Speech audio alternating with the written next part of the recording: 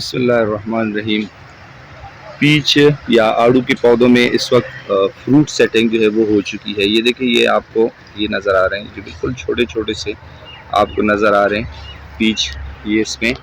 बन गए हैं। इसको फ्रूट सेटिंग कहते हैं। तो जो फ्रूट सेटिंग जो है ये बहुत इंपॉर्टेंट स्टेज है पीच का। इससे पहले वीडियो में मैंने आपको बताया था कि जो डार्मेंट स्प्रे हम करते हैं, डार्मेंट स्प्रे बेसिकली हम इस वक्त ये जो स्टेज है, तो इस स्टेज पे पौधों को बचाने के लिए एफिड से या तीलिया से हम उनको बचाने के लिए तो डार्मेंट स्प्रे करते हैं। डार्मेंट स्प्रे का फ़ायदा ये होता है कि इस वक्त इस स्टेज पे उन पे कोई एफिड तीलिया ये देखें मौजूद नहीं है, पौधे बिल्कुल साफ़ हैं पत्ते।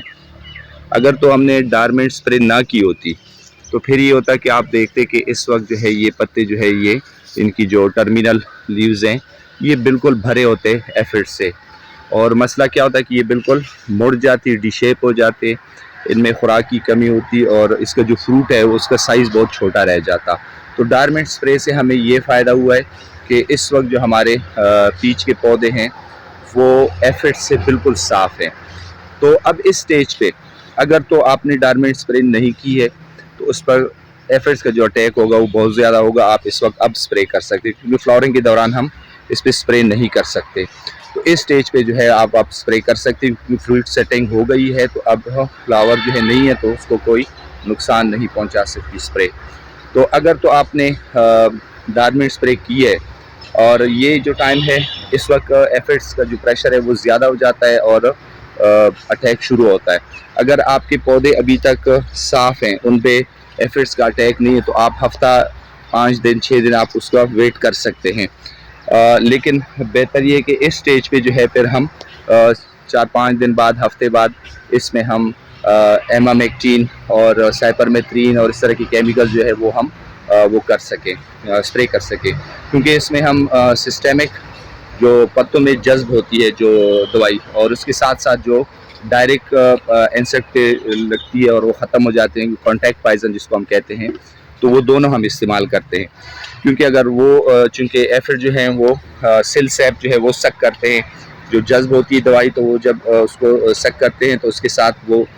एफिड जो है वो ख़त्म हो जाते हैं। लेकिन अगर कुछ पौधे आपके पास ऐसे हों कि जिन पे अभी कुछ फ्लावर जो हैं वो अभी रहते हों, उनमें फ्रूट सेटिंग नहीं हुई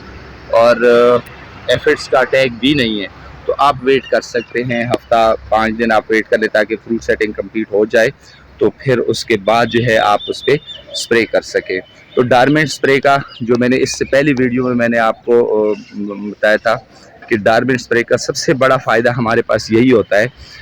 कि इस वक्त जब आपके पास प्लांट्स में फ्लावर मौजूद होते हैं, क्योंकि फ्लावरिंग के दौरान आप स्प्रे नहीं कर सकते, तो इस दौरान आपका जो पौधा होता है वो एफिड से है बिल्कुल साफ़ होता है। क्योंकि जब एफिड्स का अटैक आ जाता है, उसके लीव्स जो हैं, उसके पत्ते जो हैं वो मुड़ जाते हैं, वो डी शेप हो जाते हैं, वो खुराक कम पैदा करते हैं, खुराक पैदा करने में मसला होता है उनको, तो पौधा जो है वो कमज़ोर हो जाता है। और अल्टीमेटली रिज़ल्ट क्या होता है कि आपके जो आड़ू के जो फ्रूट है वो उन पे असर पड़ता है, और जब फ्रूट पे असर पड़ता है ज़ाहिर है उनकी मार्केट वैल्यू जो है वो बिल्कुल कम हो जाती है।